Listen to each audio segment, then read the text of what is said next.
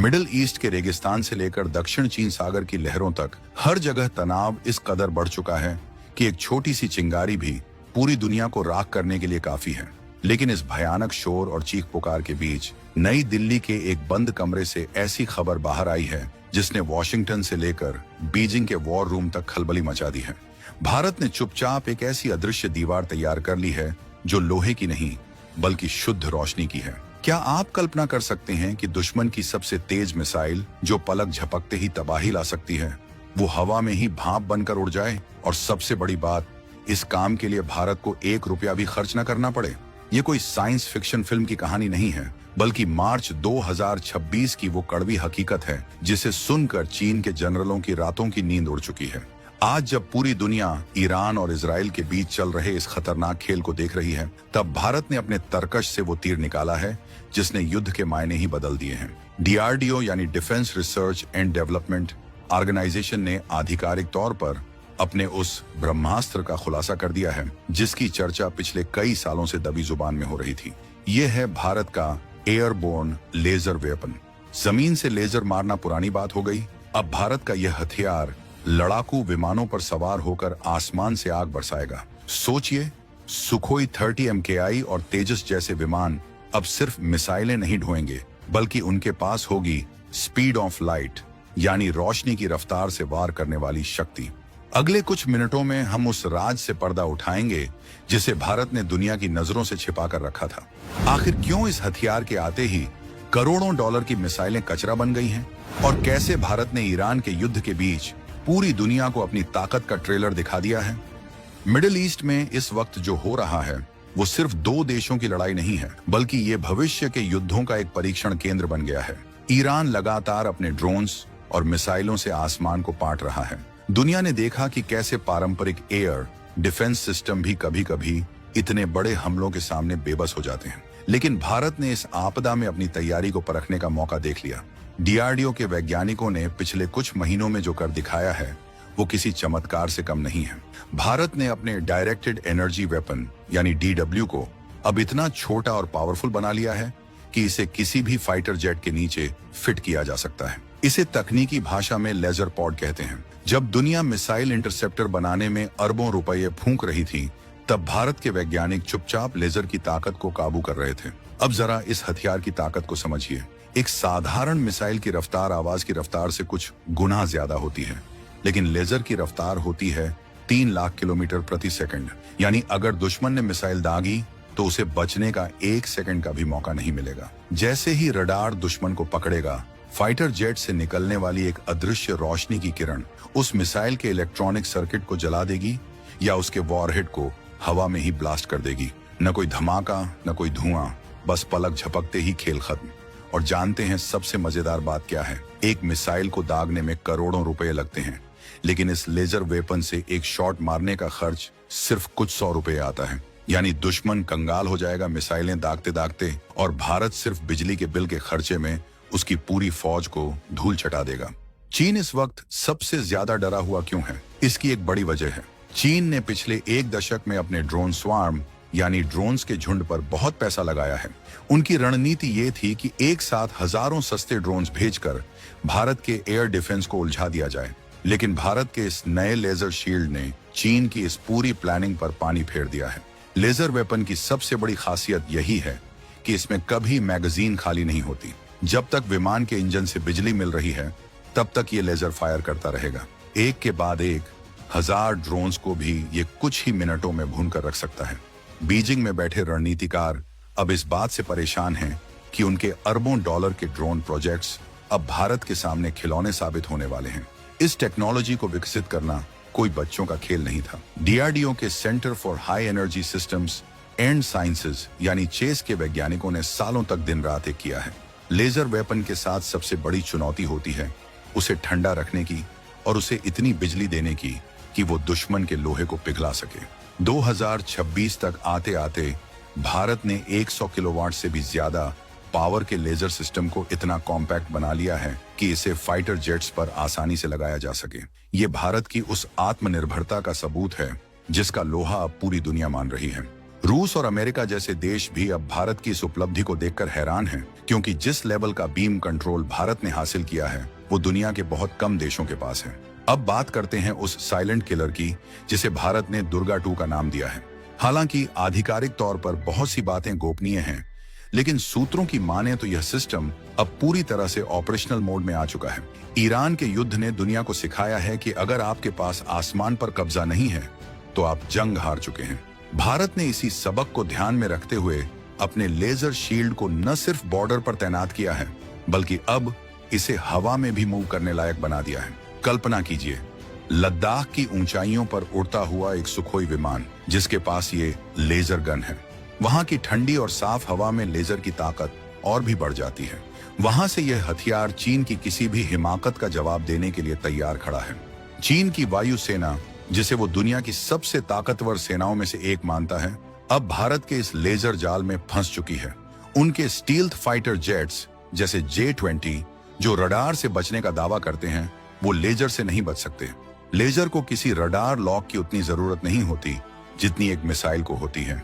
एक बार अगर optical sensor ने दुश्मन को ट्रैक कर लिया तो फिर वो चाहे कितना भी पैंतरा बदल ले, रोशनी की किरण उसका पीछा नहीं छोड़ती।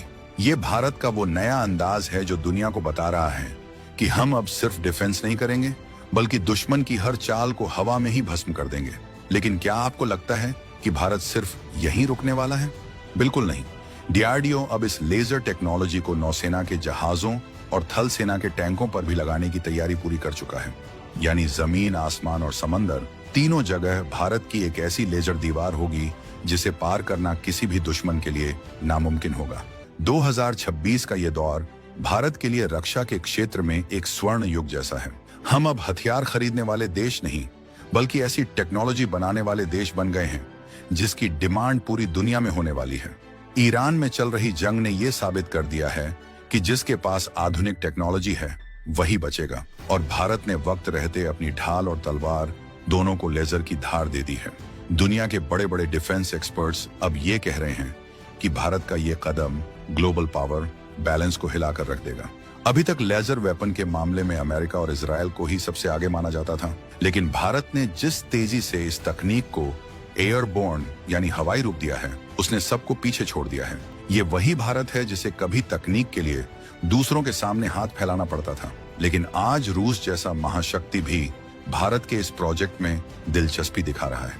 क्या ये भारत के ग्लोबल लीडर बनने की शुरुआत है, या फिर ये उस तैयारी का हिस्सा है जो आने वाले किसी बड़े वैश्विक संकट के लिए की जा रही है? सस्पेंस इस बात का भी है कि क्या भारत ने इस हथियार का गुपचुप तरीके से परीक्षण भी कर लिया है। हाल ही में भारत के पश्चिमी तट पर जो रहस्यमयी रोशनी देखी गई थी, क्या वो इसी लेजर वेपन का ट्रायल था? सरकार ने इस पर चुप्पी साध रखी है, लेकिन जानकारों का कहना है कि जब DRDO कुछ ऐलान करता है तो उसका मतलब है कि वो चीज पहले ही मैदान में उतर चुकी है। भारत की ये खामोशी ही दुश्मन के लिए सबसे बड़ा डर है। उसे पता ही नहीं चलेगा कि उसका विमान या मिसाइल कब और कैसे बेकार हो गई।